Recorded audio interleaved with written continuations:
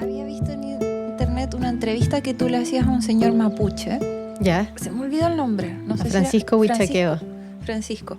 Y estaba súper buena, se la envié a mi mamá para que la viera qué también. bueno. Y ahí él hablaba de la trutruca, Sí. que mencionaba que le había preguntado a otro señor mapuche de dónde venía la trutruca y él le dijo del sonido de los mamuts, Sí. o de animales antiguos como Sí. los mamuts. Y dije, ya, súper loco. Justo yo estaba leyendo un libro que era de una paleoecóloga Ya. que se llama El retrato del tiempo, donde ella habla de los animales antiguos que habían acá. Y ella dice que hay registros de que hace 12.000 años habían mamuts, algún tipo de especie de mamut, y habían humanos al Qué mismo buena. tiempo. Entonces yo dije, o sea, esto no es tan loco lo que está diciendo, quizás de verdad venía el sonido de los mamuts. Es bien bonito porque según lo que me ha contado Francisco, en el mundo mapuche los sonidos siempre tienen una relación con el territorio. Sí. Y el sonido de la trutruca es claramente el sonido de un mamut, pues como de un animal parecido a un mamut, ¿cachai? Claro, como un elefante. Claro, entonces esta trutruca que es súper larga, la trutruca que aparece en el video de Francisco, una trutruca como de 6 metros. Y tiene un sonido así, ¡buah!, potente, que se expande en el territorio. Entonces, cuando él le pregunta a este señor que toca esta trutruca, él le dice que dicen los antiguos que el sonido viene del mamut. Claro. Entonces, son esos como conocimientos orales que se van traspasando de generación en generación y que de repente puede que sean ciertos. Pues, claro, como... es que cuando lo dicen así suena como, ay, qué mágico, como cuando hablan los mitos que tenemos, Sí. pensamos que los mitos son como cosas que son en realidad falsas. Sí. Pero hay un registro paleontológico Que de que dice esto que tal podría vez haber sea sido cierto. así. Es súper lindo. Wow, no sé si se me voló Sí, la cabeza. el trabajo de Francisco es muy especial, es súper potente ese trabajo. Además, como que él pone este sonido en una sala de una colección de objetos mapuches en Alemania, con la idea de que el sonido de la trutruca puede devolver a esos objetos a su territorio, espiritualmente hablando, energéticamente hablando. Entonces, cómo un sonido puede conectar con la historia antigua de unos objetos que están secuestrados, ¿cachai?, por la violencia colonial y que están ahí un poco como esperando devolverse a su casa. Tal vez nunca van a volver físicamente, pero ya motivarlos como a volver, despertar en ellos como un sentido de pertenencia a un lugar, es algo que puede activar muchas cosas a ese como nivel de lo que tú decís como una creencia, pero en verdad es una realidad también. Wow, no, sí, eso es muy increíble. No sé si ya empezaste a grabarse hoy, pero quería decir, siempre me falta decir la pequeña introducción de que estamos haciendo esta entrevista en el marco de los Foros por la Tierra, que se celebra aquí en Pucón. Tenemos un volcán muy activo, pero estamos acostumbrados también a la actividad del Villarrica, que está en alerta naranja. Y al mismo tiempo se celebra el Festival de Regeneración WAFest. Así que dentro de eso estamos haciendo esta entrevista con Carolina, aquí, curadora, Carolina Castro, y queríamos preguntarte qué es curadora, primero que nada. ¿Qué es ser curadora? Sí. Bueno, la práctica curatorial ha estado históricamente ligada a la realización de exhibiciones, sean estas de arte o de otras disciplinas, y existen muchos espacios donde la figura del curador o de la curadora es importante, como por ejemplo en los museos, en las bienales, en las ferias de arte. Y en el arte contemporáneo, el curador y la curadora se han vuelto como una figura bastante influyente, porque en muchos casos determina, por ejemplo, qué artistas entran a las colecciones de museos o qué artistas exponen, estableciendo unas ciertas jerarquías a nivel como del mercado del arte. Pero a una escala más local, en Chile, la mayoría de los curadores y las curadoras trabajamos de una forma quizá más independiente, no solo haciendo exposiciones o asesorando colecciones también, por ejemplo, sino que investigando las prácticas artísticas contemporáneas y generando puentes para que el arte pueda operar como una forma de conocimiento y una forma de reflexión, incluso de acción sobre como las problemáticas actuales, ¿no? Entonces, yo te diría que en mi caso ser curadora ha sido un descubrimiento, porque yo estudié arte en un contexto en el que la curatoría en Chile era casi inexistente. No tengo como yo recuerdo de haber conocido curadores en esa época. Y apareció en mi vida cuando me fui a vivir a Argentina a estudiar y trabajé en una fundación dedicada al arte donde la figura del curador era bien como relevante. Entonces, te diría que empecé como a seguir ese camino y me siento súper afortunada de haber tomado ese camino, porque sin ser artista tengo el privilegio de compartir procesos artísticos, tengo el privilegio de acompañarlos, de aprender de ellos. Y quizás ser curador, como hace unos días un colega, el Ignacio Smulevich, dijo como ser curador es proponer un tema de conversación a través de las obras de arte. Y yo agregaría que para transformarlo en un texto, en un libro, en una exhibición o simplemente en una experiencia, ¿no? Como de arte. ¿Y todas las exhibiciones de arte tienen curadores? No. ¿No necesariamente? No necesariamente. Históricamente casi siempre como las exhibiciones de arte están como vinculadas a museos o a galerías de arte, por ejemplo, como bien institucionales. Y hay algunas instituciones hoy en día que tienen curadores y hay otras que no.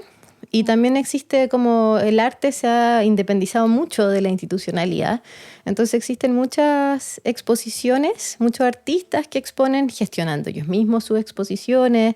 También existen artistas que son curadores o curadores que son también, no sé, como directores de museos o que son coleccionistas. Como existen estas como duplicidades de roles también como en el mundo como del arte. Y yo me preguntaba también al principio, el arte, decía, así como que uno lo piensa. Quizás uno lo ve como cuando la gente dice la ciencia y cree que la ciencia es algo muy lejano. Sí. Quizás, en mi caso, viniendo del mundo de la ciencia, veía el arte como algo también como lejano, sí. No como del día a día. Sí, te entiendo. ¿Cachai? Entonces me preguntaba, pensaba que era un temblor. No, nada que ver. Me preguntaba como qué tiene que ver el arte con la naturaleza o en tu caso, cómo llegaste al arte y a la naturaleza, cómo se fusionan ambas cosas. Sí, yo pensaría que tal vez como fue mi propia naturaleza la que me llevó al arte, digamos como en un sentido como de ímpetu y voluntad, como de entrar ahí. Y yo creo que también, por otro lado, como la naturaleza o como la idea de naturaleza igual es hoy en día un concepto como interesante a problematizar. Y creo que pensarlo desde el arte es súper potente, puede ser súper interesante como reflexionar la naturaleza desde el arte, ¿no? Me gusta mucho pensar quizá como, yo diría como la naturaleza como un hogar donde está incluido mi cuerpo, el territorio que habito, el planeta como en una escala como mayor, ¿no? Pero también pienso como quizá la naturaleza es ese concepto que conlleva este dualismo con la cultura, ¿no? Que el arte como dentro de la cultura, ¿no? Y también esa dicotomía es cada vez más difusa si pensamos que, como, no sé, pues desde la revolución industrial, cada día quedan menos espacios naturales, podríamos decir, ¿no? Y cada día, incluso los lugares como más alejados de las ciudades, en realidad están llenos de memorias culturales. Entonces son, como dice Ricardo Rossi, ¿no? El concepto de lo biocultural es muy útil para poder como quizá aproximarnos a esto, en el que la naturaleza y el arte en verdad no están tan separadas y esta idea de la biocultura, de lo biocultural, van bien de la mano. Entonces a mí también me parece como interesante que, o como quizá algo que a mí me toca y me emociona, es pensar como la naturaleza como una enorme diversidad como de seres, como de múltiples, quizá como formas de inteligencia, donde los seres humanos somos uno más y un lugar donde prima como la colaboración, ¿no? Como y la reciprocidad. Entonces, el espacio para mí como de la naturaleza, el arte, yo que trabajo como hoy en día ese vínculo, se ha hecho como, valga la redundancia, pero muy natural, ¿no? Como muy espontáneo. Es como hasta obvio si uno lo piensa en realidad. Yo haciendo la misma pregunta me decía, ay, pero qué tonta pregunta, si la naturaleza es arte y el arte es naturaleza. O sea, yo creo que el concepto de naturaleza es cultural, entonces como que pensar naturaleza y cultura como separados es un poco raro. Es tan raro como pensarnos a nosotros separados como de la naturaleza hoy en día, claro, ¿no? Pero sí, yo diría como respondiendo como a lo otro que me decía y cómo el arte me llevó como a la naturaleza, yo diría que quizá como yo también soy una persona como bien curiosa y que disfruta mucho como de la creatividad y que me interesa mucho reflexionar, vamos a decir, sobre sí, como el sentido de por qué estamos acá y si es que tenemos como alguna misión, cuál es, como un poco como buscar ese espacio como donde uno como alimenta como sus pasiones, podríamos decir. Sí. Y quizá en el arte y la naturaleza para mí están eso está junto, ¿no? Entonces yo creo que desde muy como, sí, temprano encontré en el arte un lugar donde me siento no solo a gusto, sino constantemente motivada por nuevas preguntas y por crear formas de colaboración, ¿no? Como yo estudié arte primero en la universidad como la licenciatura y después me doctoré en Historia del Arte Latinoamericano. Hice un largo como viaje como de ir estudiando, ir metiéndome con el mundo del arte sin nunca tener como la inquietud de convertirme en artista, pero sí de trabajar en ese ámbito, ¿no? En el ámbito del arte.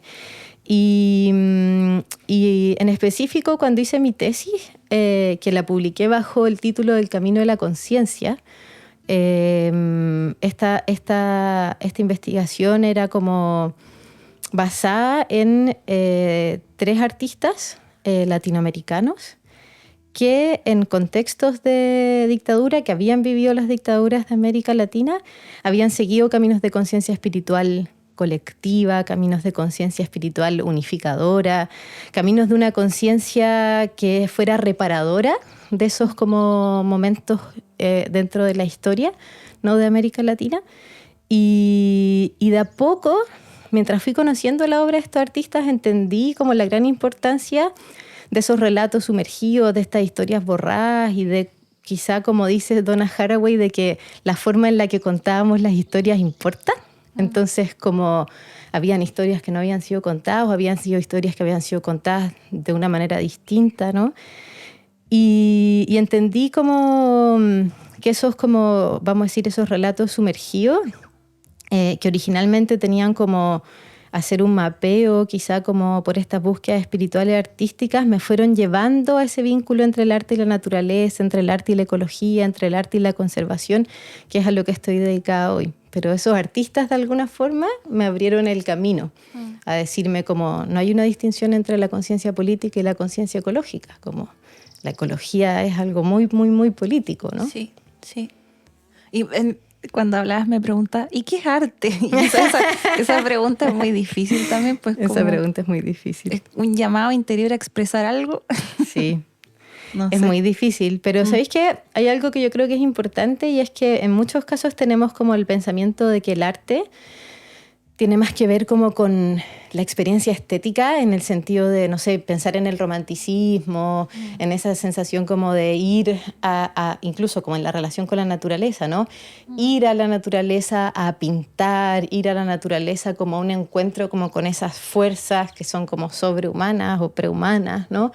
Y tratar de representarlas a través de distintas como formas de arte. Yo creo que sin duda, como hoy en día el arte surge en una estrecha relación con la investigación de campo, con los saberes situados, con la movilización política, con la ecocrítica indígena, con la descolonización de la ciencia y también con la descolonización de la naturaleza, ¿no? Como pensar la naturaleza desde el arte es pensarnos a nosotros mismos como, yo diría, como fuerza, pero también pensarnos a nosotros mismos como un fenómeno como único, que si bien somos poseedores de conciencia, no somos la cumbre de la escala natural, ¿no? Claro. Sino que más bien somos seres en relación a otros seres, somos seres en relación a otros elementos con los que compartimos el cosmos simplemente, ¿no? Y el arte quizás sirve también para expresar cosas que no se pueden expresar con las palabras, ¿no? Sí. Y ahora que estamos viviendo estas crisis que vemos todo el rato en las noticias, crisis ecológica, crisis de cambio climático, de la biodiversidad, a veces yo le decía al Seba, quizás la música tiene algo que decir al respecto y quizás el arte tiene algo que decir al respecto, sí. ¿No? Eso debe influir en las líneas artísticas, ¿no? Sí, pues totalmente. Yo creo que es eso que tú estás diciendo es bien, ¿cómo decirlo? Es bien relevante. O sea, yo creo que no solo el arte, yo creo que muchas disciplinas han ido tomando caminos replanteándose sus propias como límites disciplinares, ¿no? Como y reflexionando sobre qué sentido tiene en la actualidad poner esos límites, ¿no?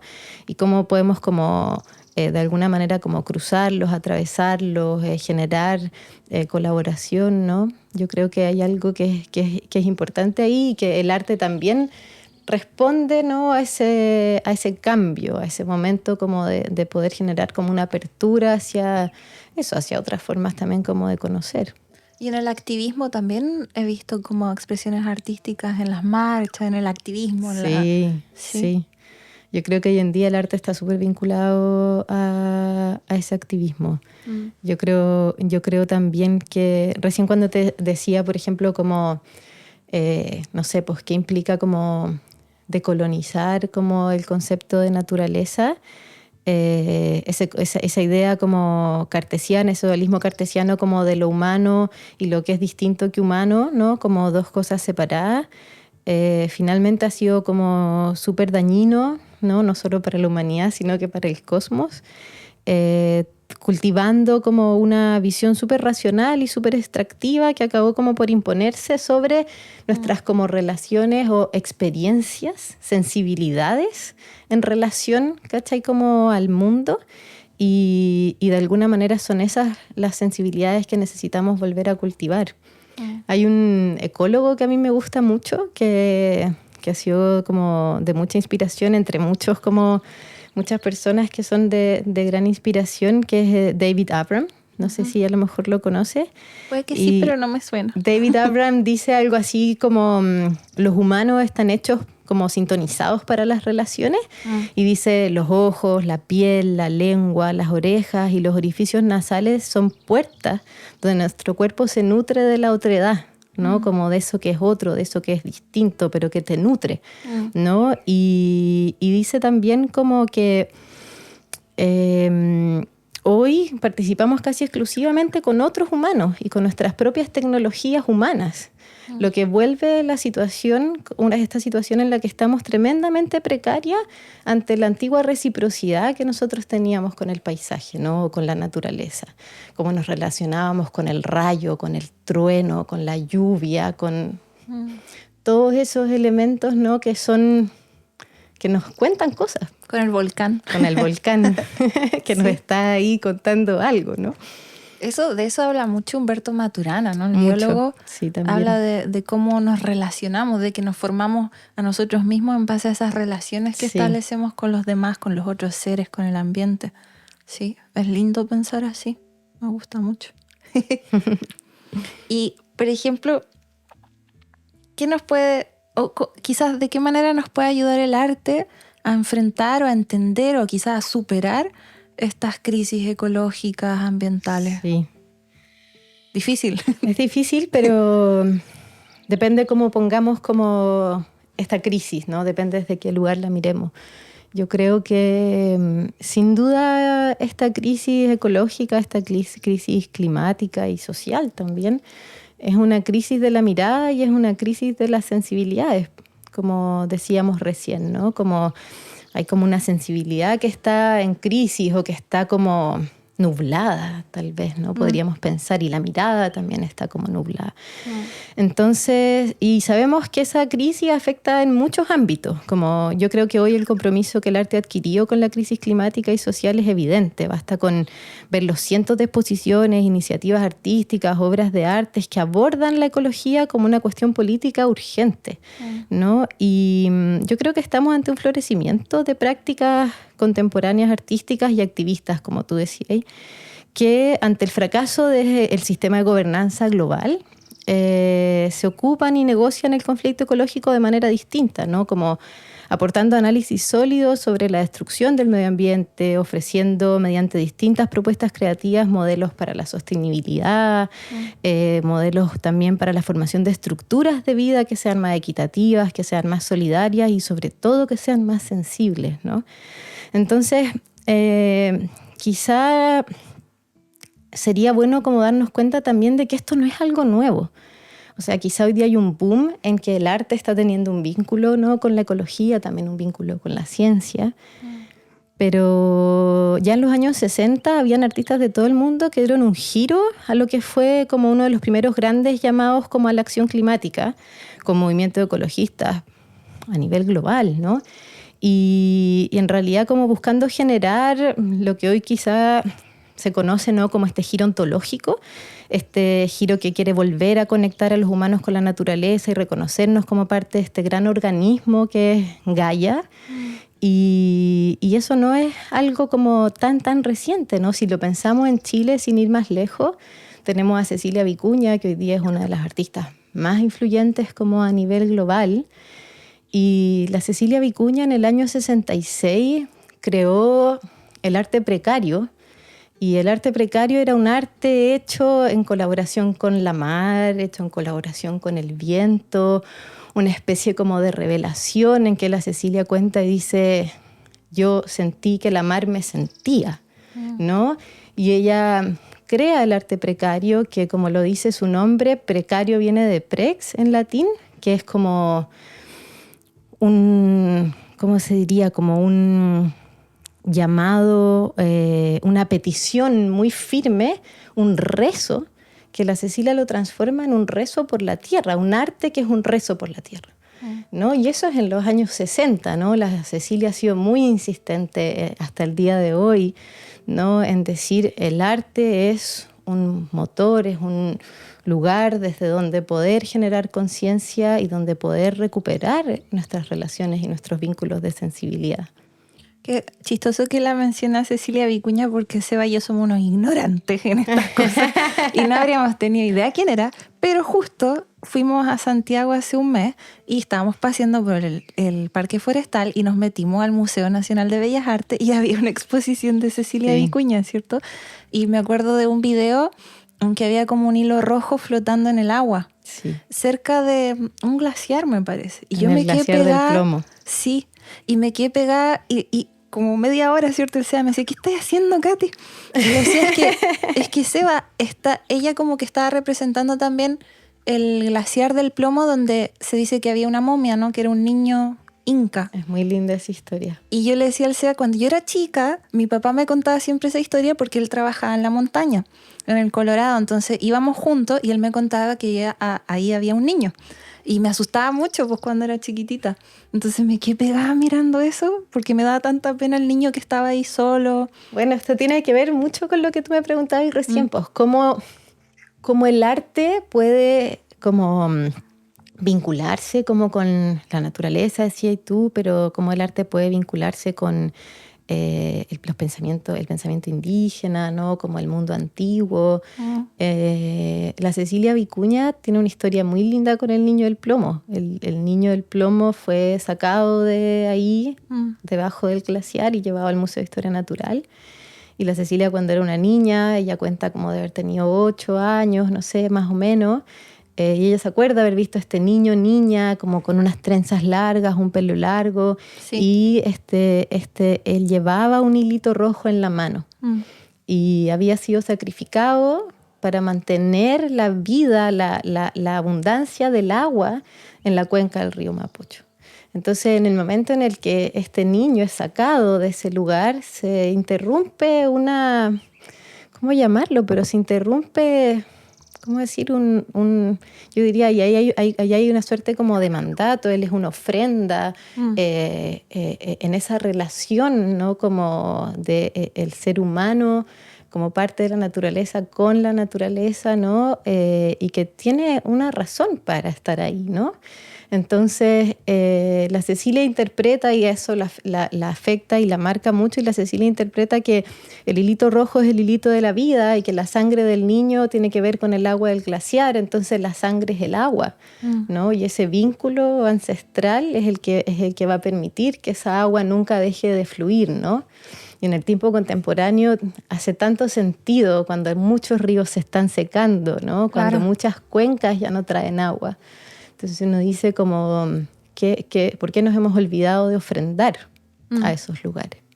Claro, para nosotros todo eso lo vemos como salvaje, ¿no? Esas ofrendas que hacían antes los grupos indígenas no las comprendemos y quizás para muchas personas no tienen sentido, pero me acuerdo que la historia me impactó mucho desde niña pequeñita. Sí. Entonces qué lindo que alcanzamos a ver esa exhibición y que sabemos de lo que nos estabas hablando. El trabajo de la Cecilia es muy precioso. Sí. Y eso demuestra que también las culturas indígenas tienen mucho que decir al respecto, ¿no? Para ellos quizás, no sé si para todas, pero el arte es como parte de la vida también, ¿cierto? Yo creo que sí. Yo creo que es un momento súper importante para valorar como los saberes indígenas.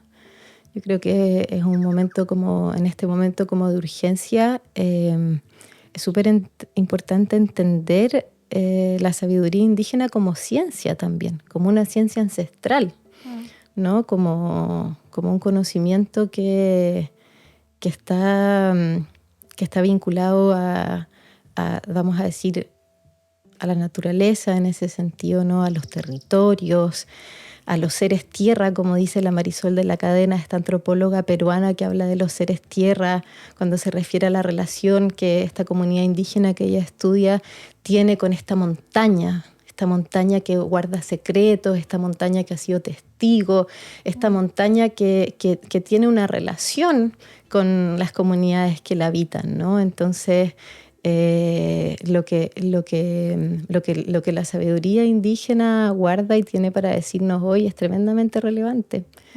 Hace muy poquito publiqué un artículo donde reflexiono sobre las prácticas artísticas vinculadas a la ecología a través de lo que una artista colombiana llamada Bárbara Santos llama tecnologías espirituales. Y tiene que ver con el acceso que los humanos han tenido a las tecnologías del cosmos, ¿no? Como históricamente ligadas a las prácticas espirituales realizadas en alianzas con plantas de poder, las cuales han jugado un papel fundamental en abrir espacios de conciencia, ¿no? Espacios de sabiduría y de conexión. Y de ahí que estas llamadas como tecnologías espirituales resuenan mucho con modos de conectar nuestros saberes humanos con aquellos otros que humanos o incluso prehumanos, ¿no? Como anteriores a nosotros. Mundos con los que compartimos diferentes formas de conocimiento, ¿no? Cuando un chamán durante una ceremonia de ayahuasca sopla el humo del tabaco en tu cara, o cuando una machi, por ejemplo, bate las hojas del canelo en una ceremonia, ambos se están conectando con poderes y con saberes muy antiguos, ¿no? Con saberes que les muestran el camino, que les revelan conocimientos que son súper antiguos. Entonces ese humo, esa rama de canelo, los podríamos llamar una tecnología prehumana, tal vez, ¿no? Entonces, yo diría que las relaciones entre tecnología y espiritualidad van cambiando con el tiempo, incluidos los vínculos con la ciencia, con el mito, con las prácticas rituales o con los sistemas como de creencia y nuestra conexión también con el planeta, ¿no? Van como, vamos a decir, mutando, transformándose. Y yo te diría que a mí, desde el arte, ¿no? Como haciendo ese vínculo entre arte, ecología, espiritualidad, me interesa mucho cómo explorar esa porosidad existente como en las formas de relación y de conocimiento que han nutrido nuestras nociones de espiritualidad, en contraposición, por ejemplo, con las de tecnología, y con ello quizá como poder estrechar estos campos desde una perspectiva decolonial, ¿no? Desde una perspectiva que nos permita quizá como volver a mirar sin como ese como saber impuesto como universal, como la idea de este único forma de saber, y que de alguna forma nos permite como quizás desdibujar las fronteras de lo que separan la tecnología con el quehacer humano, con los poderes de la naturaleza, con las fuerzas espirituales involucradas en estos mundos que son distintos que humanos, pero que pues que están representados en la naturaleza y que nos permiten reconocer esas múltiples alianzas que se tejen y que tienen profundas implicancias políticas y ecológicas. Sí, me gusta eso porque crecimos como en esta sociedad en la que se separa todo, ¿no? Se compartimentaliza Entonces, por un lado la ciencia y después las ciencias sociales separadas de las ciencias naturales y el arte por otro lado y la espiritualidad es otra cosa. Sí. Entonces, a mí me pasa ahora, ¿no? Viniendo al mundo de la ecología, es como, hoy tengo que hablar de arte, qué incómodo. Siento que podríamos tener todos esos lenguajes mezclados también, porque todo es importante, la ciencia es importante, los saberes ancestrales son importantes, el arte, todo. Además que estaban unidos. Sí. O sea, en algún momento son separados. Pero estaban unidos. No sé si pensamos como en algo que hoy día sí que está como totalmente separado, la astrología y la astronomía. Claro, por ejemplo, ¿no? Como la astrología, leerte el tarot, por decir, Sí. es como una cosa que está allá lejos. Y la astronomía, ¿no? Como el saber de los astros, de las estrellas. Y tú decís, oye, espérate un poco, pero si eso en algún momento como fueron una misma ciencia, ¿no? Pero claro, hay un momento en el que la humanidad como empezó como eso, a separar las cosas en cajas distintas, y yo creo que hoy día estamos sin duda como poniendo harto de nuestra parte para volver a juntarlas. Hay que también salirse de la zona de confort un poco. Eso les invito también. Esa es la invitación. No quedarse solo en los lenguajes que nos hacen sentir cómodos o siempre leyendo las mismas cosas también. Sí, explorar un poco.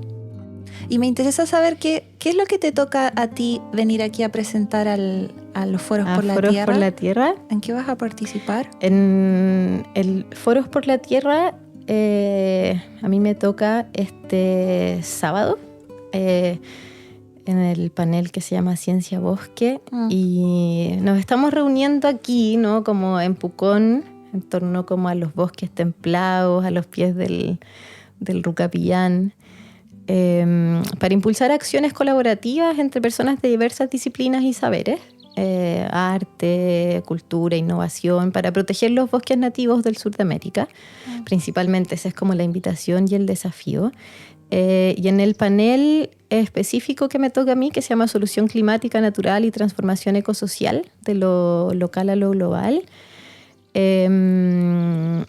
busca mostrar cómo las diversas miradas sobre los bosques coexisten y colaboran para generar acciones concretas para enfrentar esta crisis ecosocial, ¿no?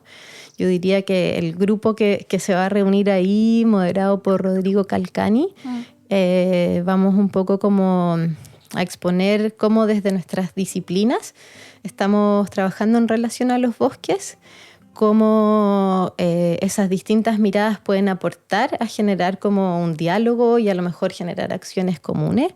Yo diría que necesitamos mucho multiplicar la conciencia de la urgencia ecológica, y una de las razones para lo que Foros por la Tierra se creó es para eso. Sí. Y para llamar a más personas también. Sí. Todos son bienvenidos. Y probablemente también voy a hablar un poco de lo que estamos hablando ahora. Me invitaron cada uno de nosotros tiene que elegir 3 imágenes para poder mostrar de acuerdo como a las preguntas que nos van a hacer. Y yo escogí mostrar el quipu rojo de la Cecilia, el quipu menstrual que ustedes vieron en el Bellas Artes, para poder hablar un poco como de lo que recién comentábamos. Voy a mostrar también el trabajo de un artista que se llama Rodrigo Arteaga, con el que hicimos un proyecto muy lindo en colaboración con el CHIC, con el Centro Cabo de Hornos, y que se exhibió hace poquito en el Museo de Arte Contemporáneo de Quinta Normal. Y voy a también leer un poema de Leonel Lienlaf, que habla también como sobre su relación con el bosque. Qué bonito. Eso va a ser el sábado, pasado mañana, porque hoy es jueves. El sábado a las 11:40, entre las 11:40 y la 1. Bacán. Y me parece súper interesante que tú también trabajas en el Centro Internacional Cabo de Hornos, ¿se llama? Sí. ¿Esto es como mezclar la ciencia con el arte? Es mezclar la ciencia con el arte. Sí, es algo, yo te diría que es algo, a mí es un proyecto que a mí me resulta muy, especialmente como... sí, me ha como motivado muchísimo como poder trabajar ahí. El CHIC, o Centro Internacional Cabo de Hornos para el Cambio Climático y la Conservación Biocultural, es este primer centro basal de investigación de excelencia en la región de Magallanes. Y extiende el trabajo realizado por más de 20 años en la región, impulsado por Ricardo Rossi y un tremendo equipo de profesionales. y desde sus inicios ha desarrollado allí esta investigación en relación a cambio climático con un enfoque ético muy particular, llevado a cabo a través de la metodología de la filosofía ambiental de campo. Tú te preguntarás, ¿qué es esto, no? Filosofía ambiental. Sí. La filosofía ambiental de campo parte de la base de que los modelos educativos homogéneos han, digamos, pasado por alto la alta riqueza de la diversidad biológica y cultural y todas sus interacciones, ¿no? Y esta omisión tiene mucho que ver con la pérdida de diversidad biológica y cultural, ¿no? Entonces, la metodología que propone la filosofía ambiental de campo integra las ciencias, las artes y las humanidades y la ética para poder aprender sobre la diversidad biocultural, buscando impulsar, yo te diría, un sentido de responsabilidad por los hábitats que compartimos, ¿no? Ricardo Rossi habla de cohabitantes, ¿no? De que nosotros somos un cohabitante más, ¿no? Como en el territorio. Entonces, este hábitat que compartimos con otras especies y seres. Yo ahí soy parte del equipo de filosofía conformado por Rossi, y una de las preguntas que ha surgido en este equipo es cómo fomentar diferentes formas de conocer los ecosistemas, no solo desde la ciencia, sino también a través de las artes y las humanidades. Cómo podemos fomentar esa forma de conocimiento, ¿no? Entonces, yo diría que eso surge porque tal vez podemos pensar que la ciencia no ha sido como los argumentos de la ciencia, ¿no? No han sido suficientes para despertar una conciencia ecológica. Entonces, la reflexión filosófica, el arte, las humanidades tienen mucho que aportar. Entonces, ha sido como especial, muy especial para mí, como aprender y decir, claro, hasta ahora hemos analizado esta crisis climática desde los datos, ¿no? La ciencia ha sido muy útil para decirnos la crisis climática que estamos viviendo se puede entender en estos números y en estos parámetros, pero nosotros necesitamos poder complementar la mirada de la ciencia con otros saberes y con otras formas, ¿no? Como de conocer y con otras formas de poder como, vamos a decir, como movilizarnos, ¿no? Como llamar a la acción. Entonces, ahí es donde surge como la reflexión ética. ¿Cuál es la reflexión ética? ¿Qué pasa con nuestros hábitos? ¿Qué pasa con nuestras maneras de ver el mundo? ¿Qué pasa con nuestras maneras de habitar los lugares en los que vivimos, ¿no? Entonces, ¿cómo poder despertar un sentido de responsabilidad y de comprometernos a hacer algo en eso, ¿no? Entonces, yo diría que la filosofía ambiental de campo propone esas preguntas, ¿no? Como propone propone la dimensión como ética. Una de las formas de aplicar la metodología de la filosofía ambiental de campo en el Parque O'Mora, en Puerto Williams, ha sido el ecoturismo con lupa. Allí la lupa no opera solamente en su dimensión física como un instrumento, sino que también opera en su dimensión filosófica, ¿no? Ampliando los modos de mirar, y también en su dimensión ética, invitándonos a valorar la belleza y la relevancia de estos pequeños seres como son los musgos, los líquenes, ¿no? Como los hongos, a escala global, ¿no? Para la salud global, como pensando que la salud del planeta es nuestra salud también. Me gusta mucho eso que dices, que como que los científicos le han dado, ya llevan décadas con el tema y necesitan refuerzo. Sí. No, ya no dan los científicos solo, necesitan artistas, incluso se dice comediantes, sí. Como que los comediantes se sumen y el mundo de la comedia, músicos, todo se tiene que sumar. Para mí la experiencia de empezar a trabajar como en estas relaciones ha sido muy generosa, ¿cachai? Como en el sentido de como poder abrir el arte y poder también sentir como en la ciencia, ¿no? Como se abre también a poder generar estos diálogos, porque en muchos casos también la ciencia ha visto el arte desde un lugar como muy instrumental, ¿no? Como, no sé, invitábamos a un artista a hacer una ilustración sobre una especie o qué sé yo, como más bien instrumental, ¿no? Pero la posibilidad de pensar juntos, de hacer cosas juntos, creo que es súper relevante. Entonces, para mí ha sido como bien, ha sido bien movilizador y súper transformador, y es algo que también me ha llevado como incluso como a querer aportar y a querer como ser parte también de iniciativas también donde yo vivo, ¿no? Como a nivel territorial, a nivel del lugar donde yo estoy. Puerto Williams está bastante lejos, yo vivo en San Felipe, entonces como también el trabajo con Ricardo Rossi y el trabajo con el equipo del CSIC ha influido mucho también mi manera de ver el territorio que habito y de querer como también poder hacer algo y poder involucrarme como en ese territorio. Hoy debe ser tan lindo allá, es en Puerto Williams, por Sí. allá. La isla Navarino, es como el extremo sur, no puede ser más donde sur. Están los bosques más australes del mundo. Sí, quisiera tanto ir. Vengan cuando quieran. Y quizás, bueno, ya estamos como acercándonos al final. ¿Qué has aprendido de todo esto? Quizás la ciencia te ha aportado algo. Un poco la ansiedad a lo mejor te traspasó. Sí, yo creo que... O sea, yo creo que hay algo que es súper importante y es la colaboración.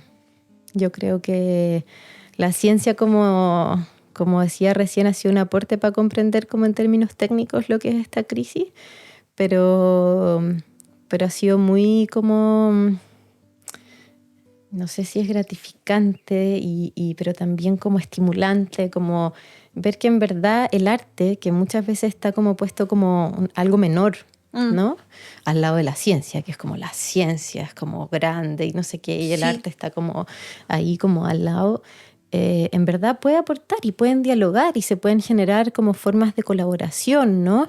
Yo creo que es urgente que complementemos la mirada de la ciencia con saberes, conocimientos holísticos y ancestrales, pensamientos vivientes, como dice Eduardo Kohn, este antropólogo que escribió este libro que se llama Cómo piensan los bosques. Y complementarlo con la mirada del arte, ¿no? Yo creo que es un momento de dejar de subvalorar otra epistemología y formas de conocer y empezar a relacionarnos, ¿no? A generar vínculos reales, ¿no? Que estimulen las sensibilidades colectivas. Yo creo que el arte nos puede ayudar también a pensar quizás, reflexionar distinto, como cambiar la conciencia o algo ahí que nos falta cambiar, porque así como decía Einstein, ¿no? Que no puedes solucionar un problema tratando de solucionarlo de la misma manera, pues, o sea, tienes que llegar a distintas soluciones. Sí. Tienes que pensarlo de manera distinta y eso es súper urgente ahora, me parece. Yo creo que sí, sin duda, o sea... Dar vuelta a la mesa, no sé cómo decirlo. O sea, yo creo que sin duda el arte estimula, ¿no? Como el pensamiento análogo, ¿no? Como hay como algo que se escapa hacia otro lugar. Yo creo que los artistas, las artistas tienen mucho que decir y es súper importante también. En algunos países del mundo los artistas son considerados dentro de equipos como de otras disciplinas, ¿no? Y a mí me pasa un poco, ¿no? Yo estoy dentro de un equipo como científico, pero y a lo mejor para muchos científicos es difícil entender mi lugar ahí, por ejemplo, ¿no? Pero yo creo que en la medida que nos vamos abriendo a eso y nos vamos abriendo con mucho respeto a escuchar al otro, a ver cómo ese otro puede como aportar en su mirada, como a generar como quizá siendo prácticos, ¿no? Como soluciones o generar conciencia o eso, como generar formas de trabajar juntos en pro de un bien común, ¿no? Sí. Muchas gracias, Carolina. No sé si hay algo que se me olvidó mencionar que tú querías decir. No sé. Algo que se me haya quedado fuera. Yo no tengo como... Tengo la sensación de que hablamos de todo. Me gustaría mucho como quizá a lo mejor como en edición después, sería lindo a lo mejor que agreguemos como el proyecto de Parque La Giganta que me preguntaste. Sí, ¿cierto? Porque creo que para mí está siendo como un proyecto muy potente como de llevar a cabo. Y en un lugar, en un territorio como el Valle de la Concagua, donde la minería como y la actividad como agrícola a gran escala ya casi como ha hecho desaparecer como los lugares donde sea posible como apreciar como la biodiversidad local. Entonces, este proyecto que está ahí pasito a pasito como agarrando vuelo se presenta como vamos a decir, como una especie como de isla, una especie como de tesoro, ¿no? Como en medio de este valle como tremendamente explotado. Entonces es lindo. Para mí ha sido muy bonito como el proyecto de Parque La Giganta. También nos ha enseñado mucho de cómo se puede hacer conservación en ecosistemas que están altamente dañados, cómo podemos como pensar en trabajar en estos lugares que están rotos, que están fragmentados, que no son ecosistemas prístinos, ¿no? Como el Cabo de Hornos que hablábamos recién, que son ecosistemas donde la mano humana se nota muchísimo, pero donde así todo la naturaleza es capaz de conservar una tremenda biodiversidad y donde es posible como aprender como de muchas especies que están ahí, que son súper resilientes a la sequía, que son súper resilientes a la contaminación y que están ahí como atentas, ¿no? Como a poder como aparecer en cuanto hay un poquito de agua, en cuanto como el clima es un poco más amable. Ahora llovió más, ¿cierto? Este invierno. año llovió más, sí. Entonces debe haber estado súper Sí, lindo. está muy lindo. Porque ya hay otro tipo de vegetación distinta a la de aquí del bosque del sur, ¿no? Muy distinta, pues. Esclerófilo. El bosque esclerófilo, como este matorral xerofítico, muchos espinos, muchos algarrobos, principalmente muchos algarrobos, puya, ¿no? Como el chagual. Pero también sorprendentemente hay helechos, por ejemplo, que aparecen en algunos lugares, a veces entre medio de las rocas, en las sombras. Hay musgos que aparecen, hay hongos más extremófilos, ¿no? que les gusta el desierto. Pero hay una enorme diversidad, ¿no? Y hay unas relaciones preciosas de reciprocidad, el picaflor gigante con el quisquito rosado de las coimas, que es un microendemismo, es un quisquito, un cactus que tiene una distribución súper pequeña. Y así, como emergen y empiezan a aparecer como todo esto. ¿Dice picaflor gigante, decía? Sí, el picaflor gigante. Y ese el Parque Las Gigantes de protección privada, me habías dicho. Sí, es un real derecho de conservación que obtuvimos gracias como al apoyo de Fundación Tierra Austral. Son 250 hectáreas de este cerro, que es el cerro tutelar que está al frente de San Felipe, de las comunas de San Felipe y Panquehue, en la orilla del río Aconcagua. Y nada, es un parque privado, pero con vocación pública. Esperamos estar abriendo a público a fines de noviembre. Estamos construyendo como un poco de infraestructura, postulando a un fondo de protección ambiental para la creación de señalética, pero ya estamos haciendo hartas actividades de educación medioambiental en colaboración con la municipalidad y con algunas de las agrupaciones como locales también. Así que estamos en eso. La Giganta, me gusta mucho el nombre. Parque La Giganta. Sí, Parque La Giganta. Es muy lindo. Bien.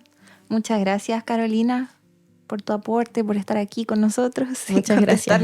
Mis preguntas súper básicas. Espero que no haya sido tan terrible finalmente ser ecóloga y entrevistar a una curadora de arte. Yo estaba nerviosa, decía, esta no es mi zona de confort. ¿Viste? Estamos mucho más cerca de lo que pensabas. El Seba es más cercano porque al Seba le gusta mucho la música. Y claro, el Seba me transmite, yo no soy música, pero me transmite mucho a través de la música las cosas que uno no puede decir con las palabras. Qué bueno, me alegro mucho. Muchas gracias por invitarme. De verdad, como un honor estar aquí. Como nada, muchas gracias por este espacio y también por el interés y por la curiosidad como en el trabajo que estamos haciendo. Gracias, Carolina, y que continúe el trabajo. Muchas gracias. Bien.